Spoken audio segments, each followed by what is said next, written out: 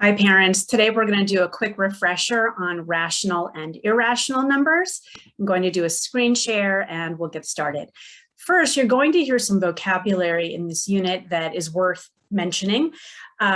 We talk a lot about repeating decimals. We're talking about numbers like 0.3333333, the ones where you can put the little line over the top. It doesn't have to be all the same number. It could be 0.61616161. Also repeating. Something that is non-repeating might be just a random assortment of numbers, and it just keeps on going and it fills up the whole calculator screen, and there doesn't seem to be any pattern in it. Something that is finite ends 1.22. Something that is infinite continues forever.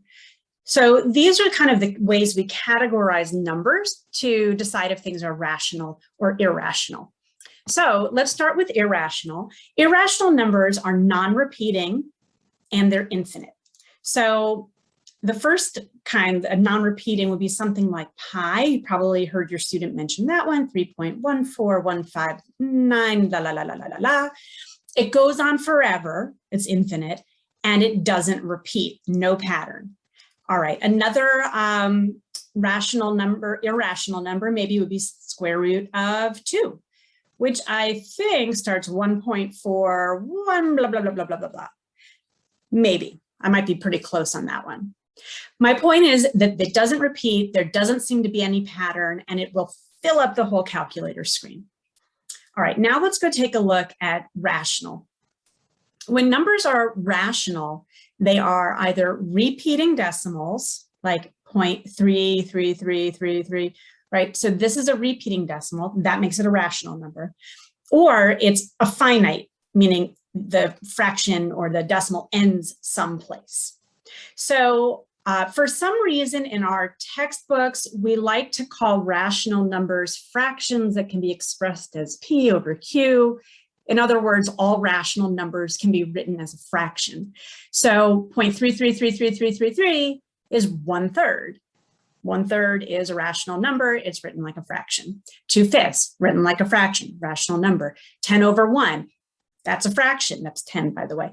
That's a fraction. Even 15.8, still a rational number. It can be written as a fraction if you must. Or you could just say it's finite. Therefore, it is a rational number. All right, so in the grand scheme of numbers, what your student is learning in middle school are what we call the real number system.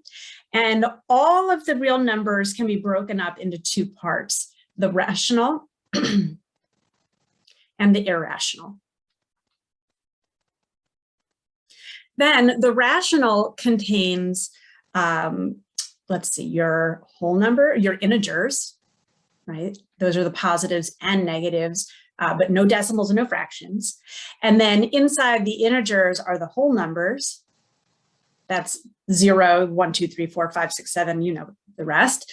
And inside that are what we call the natural numbers, or sometimes the counting numbers, because they're things you can count. So starting with 1, 2, 3, 4, blah, blah, blah. If you are math traumatized and remembering that there's something else beyond the real number system, you're correct.